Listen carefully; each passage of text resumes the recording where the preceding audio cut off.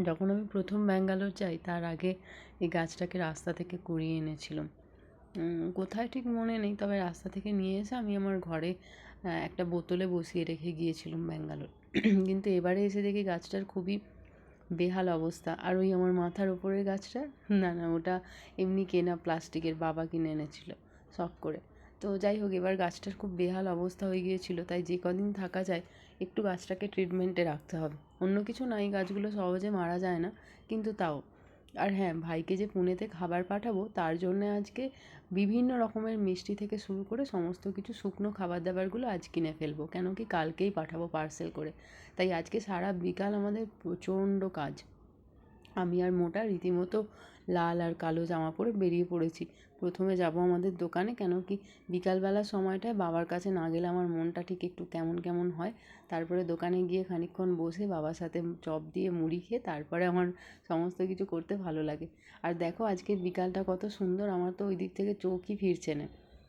তো এইরকমভাবেই আমি চলে গিয়েছিলাম আমাদের দোকানে, দিয়ে খানিকক্ষণ বাবার সাথে মজা করে আড্ডা দিয়ে সন্ধে অবধি বসে থেকে তারপরে বাকি সমস্ত কাজ করবো। এই জন্যে বাড়িতে না থাকলে এগুলোই সব থেকে বেশি মিস করি।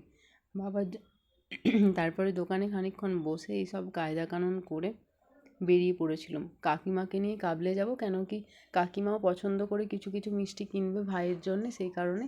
তারপরে আবার ওখান থেকে বাবার একটু এলআইসির কাজ আছে, সেটাও করে দেবো।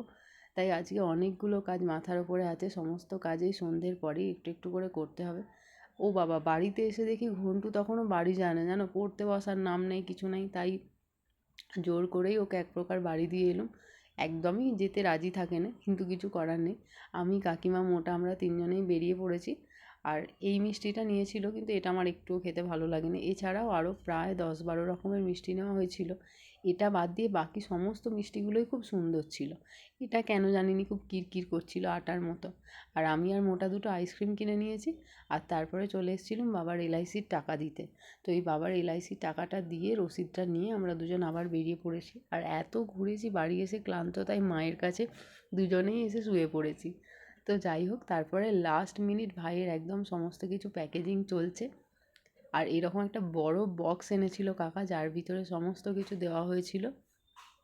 আর আর আপাতত কোনো কিছু কেনার বাকি নেই, তাই সমস্ত কিছু প্যাকেট করে এখানেই শেষ আজকে গল্প।